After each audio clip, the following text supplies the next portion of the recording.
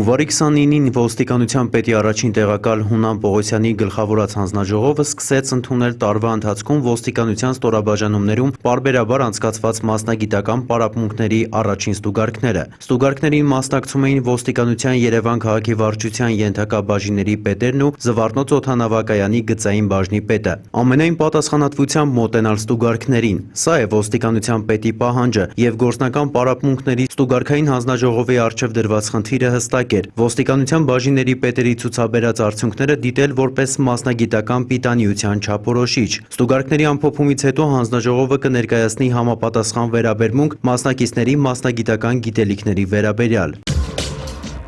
Ոստիկանության Մարտունու բաժնի ծառայողների բացատրական աշխատանքների շնորհիվ հունվարի 27-ին բաժնում արձանագրվեց զենք զինամթերքի կամավոր հանձնման 17 դեպք։ 6 հատ տոզ, 4 հատ իշ տեսակի ողորկափող որսորդական հրացանները, գործարանային արտադրության ինքնաձիգը, նռնակի պայթուցիչն ու տարբեր տրամաչափերի փամփուշտներն ուղարկվել են փորձաքննության։ Հիշեցնում ենք, ապօրինի պահվող զենք զինամթերքը կամավոր հանձնողն ազատվում է քրեական պատասխանատվությունից։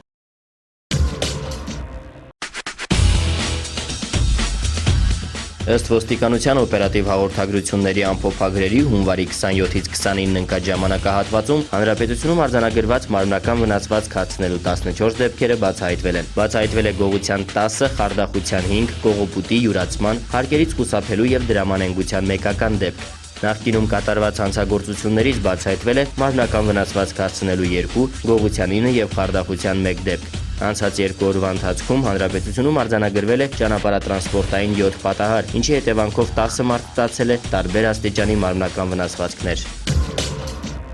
Անօրինական թմրաշրջանառության յուրաքանչյուր դեպքի բացահայտում մի փոքրիկ հաղթանակ է թե հասարակությանը, թե հենց թմրամոլին իրենից պաշտպանելու գործում։ Հունվարի 16-ին ոստիկանության Մուշի բաժնի քրեական հետախույզները Գյումրիի Գարեգին առաջինի փողոցի տներից մեկից ապօրինի թմրամիջոց պահելու եւ օգտագործելու կասկածանքով բերման ենթարկեցին Անուշավան Հարությունյանին եւ Բենյամին Պետրոսյանին։ Անձնական խուզարկությամբ Պետրոսյանի գրպանից հայտնաբերվեց կանաչավուն յուրահատուկ հոտով կանեփանման զանգված։ Նմանատիպ բուսական զանգված էլ ոստիկանների պահանջով իր բնակարանից ներկայացրեց Հարությունյանը։ Ըստ նրանց հայտնաբերվածը պատկանում է իրենց, քաղել են վայրի աճած կանեփի թփերից, պահել օգտագործելու նպատակով։ Հայտնաբերվածն առգրավվել է, կատարվում է քննություն։ Անցյալ տարվա դեկտեմբերի 30-ին ոստիկանության Եղեգնաձորի բաժին գողության մասին միանգամից մի քանի հաղորդում ստացվեց։ Դժողները հայտնում էին մեքենաներից անհետացած մարտկոցների մասին։ Որոշ մեքենաներից գողացվել էին նաև ձայնարկիչները։ Գողություններն ընդհանրություններ ունեին։ Վարկած կար, որ տեղի ունեցածը նույն մարդու ձեռքի գործն է։ Քրեական հետախույզների վարկածը հաստատվեց, երբ պարզվեց, որ գողությունները կատարել է Արատի մարզի Արբաթ գյուղի բնակիչ Գարիկ Հարությունյանը։ Նա հայտնաբերվեց, բերման ենթարկվեց ոստիկանություն եւ խոստովանեց։ Քննությունը շարունակվում է։